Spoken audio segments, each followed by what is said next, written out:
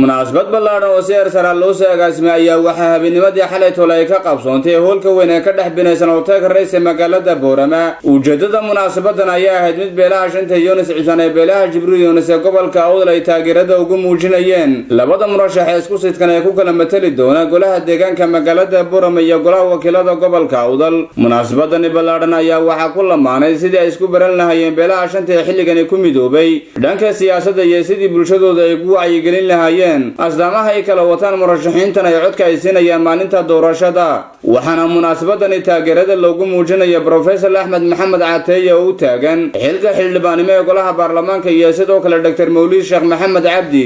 oo isaguna u taagan xilka xildhibaanimo ee golaha deegaanka magaalada Boorama. waxaa ka soo qayb galay waxgaradka kala duwan ee beelaha shanta ee halkan ku midoobay dhalinyaro haween iyo qaybaha kala duwan ee bulshada deegaanadooda.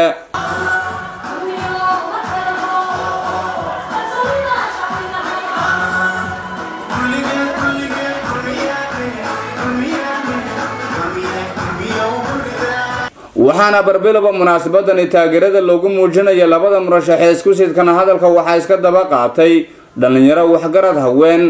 waxaana dhammaantoodba si isku mid ah u soo bandhigeen taageerada u hayaan labada murashax ee isku sidkan. imtixaanada la maraa way fara badan yihiin nooc ka mid ah kan weeyaan marka deynteena caawa halka fadhida iyo inta naga maqanba imtixaankeena hor yaala waa in labada xildhibaan soo saarnay hadii la yiraahdo. caawan waxaan ku faraxsanahay halka haddaan isa soo taagay oo laba xildhibaan oo aan wadano oo deegaanka iyo golaha sare kale ah baarlamaanka aan ka soo qayb galay oo la isoo sharifay anna iyaga ku sharifaya waxaan leeyahay war maanta shanta beerood halkan isku yimiday aniga u subdaana cid kasta baa ka hadashay saw mahadnaq uga celinayaa wasiirkeennii sida sharafta leh talada caawa aan u wada fadhino iskugu keenay ee talada ina siiyay way badnaayeen dad badan oo wasiiro reerka soo maray wasiirkii ugu qiimo badnaa inuu yahay talada aw keenay baan caawa anuga mahadnaqayaa tartan baan ku jirnay ceelka ma gaadhaynaa u baan u soconnay waxa weeyaan la isma dardaarin la iskuma ducaynin lama xisaabtamin kuwa caawa halkan fadhiya waan dardaaraynaa waan u ducaynaynaa waana laynila xisaabtamiyo ogaada. aad waxaan ugu hambaliyaynayaa reabtiga iyo reer Maxamuud Yoonis sida ay nidaamka ay samaysteen siday u heshiiyeen maanta gobolka waynu ognahay. wasiirku wuxuu noogu dooray adduun maynaasina wuxuu noogu dooray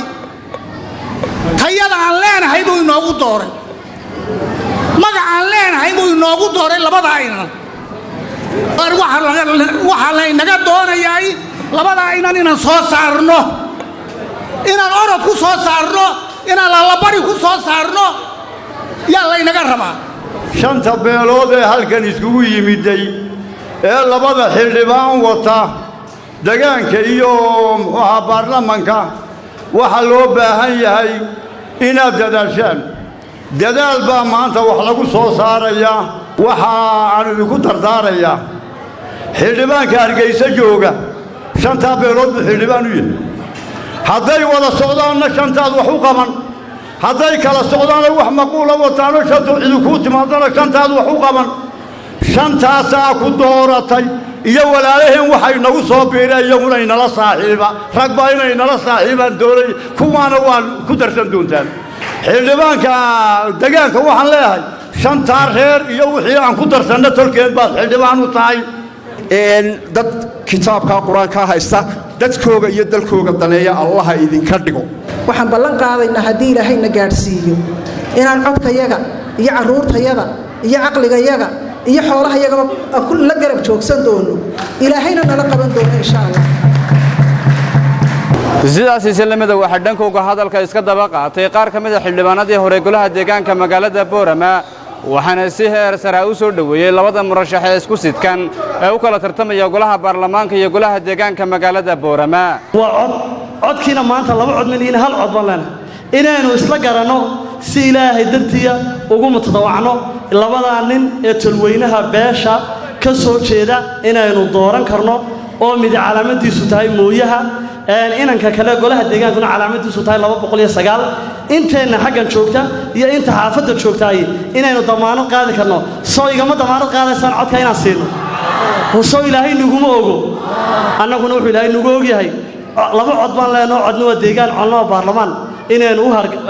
u hagar baxno walaalaha musharaxiinta waxaan kula dardaarmayaa uun tolweynaha idin dooranaya waxa uu idin doortay inaad magacooga matashaan oo si qurux badan u matashaan oo la yiraahdo xildhibaanka wanaagsan ee xildhibaanada ka dhex muuqda waa xildhibaanadii reerka ay doorteen. Dr. Mawlud Sheekh Maxamed Cabdi oo taagan xilka xildhibaanimo ee golaha deegaanka magaalada Boorama iyo sidoo kale Professor Ahmed Maxamed Caataye oo isagana u taagan xilka xildhibaanimo ee golaha baarlamaanka gobolka Awdal oo halkaasi kala hadlay bulshadii kala duwan ee ku sugnayd ayaa waxay ka mahad celiyeen taageerada loo muujiyay iyaguna ballan qaaday inay ka soo bixi doonaan waajibaadkan la saaray. isku xidhka shantan walaalaha ee wada dhalatay waa shan walaala oo wada dhalatay shanta walaala waxaan ana ballan qaadayaa inaan isku hayo oo aan suldaankayguna noqdo suldaan aadan dugsiye sidii halka lagu noqday aanan la tashan doono insha Allah haddii la yiraahdo walaalayaal waxa weeyaan maanta dee Allah ina barakeeyo waana sharafteen waxaan noo qabateen xaflad qiimo iyo qaayale laakiin xafladan waxaan rajaynayaa xafladda ka dambayn doonta ee maalinta guulaysanaan iyo Caateeye aan noo qaban doontaan ayaa ka qiimo badnaan doonta waayo waxay noqon doontaa maalintii guusha waxa weeyaan maalinta guusha maxaa lagu helayaa waxa lagu helayaa dadaal annagu dadaalkayagii waan wadnaa waan wadi doonaa waan soo marnay kadeedna waa soo marnay ilaahay waa noo fudeydiyay marka walaalayaal waxaan niga codsanaynaa in aad maarta guntiga dhiishas ka dhigtaan aad safiir noqotaan aad dadkii warka gaarsan noona dul qaadataan noona dadaashaan sidaas isku ognahay salaam waxa weeyaan wixii khayra ilaahay hana waafajiyo haddii aynu soo baxno waan dadaali doonaa Somaliland de waynu ku dhalanay oo inta waynu dhex joognay waxba inooguma laabnee siday muxuu ahaa dadku yuun baynu ahaanana waliba ugu wanaagsanaanana waxaan rajaynaynaa haddii aan soo baxnay inaan la odhanin beelahaasi qolada ama sida xun u socota ama waxa xun samaynaysaa waa kuwii qolada soo saarto magac xun horta idiin soo jiidi mayno insha Allah haddii ilaahay yiraahdo idinkuna waad noo soo ducaynaysaan.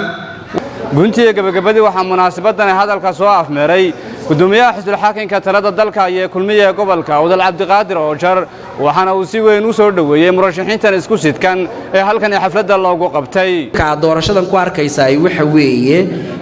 isbarbariyaac farabadan ayaa maanta jira halkan waxa ka muuqata ma jirto runtii inta aan fayl qabanayay inta aan xildhibaan la shaqaynayay cid labada xildhibaan la mid ah oo xoogoogu midaysan yahay waxaan idin sheegayaa inaanay jirin dhammaan waa la iswada barbaryaacaya isku soo wada duuba xafladani ballaaran ee taageerada loogu muujinayo labada murashax ee isku sidkan ee matali doona beelaha shanta ee xilligani ku midoobay dhanka siyaasadda ayaa waxay noqonaysaa xafladii ugu ballaaran ee lagu qabtay gudaha magaalada Boorama waa Imraan Xuseen Aadan wararka telefishanka caalamiga ee Ariel TV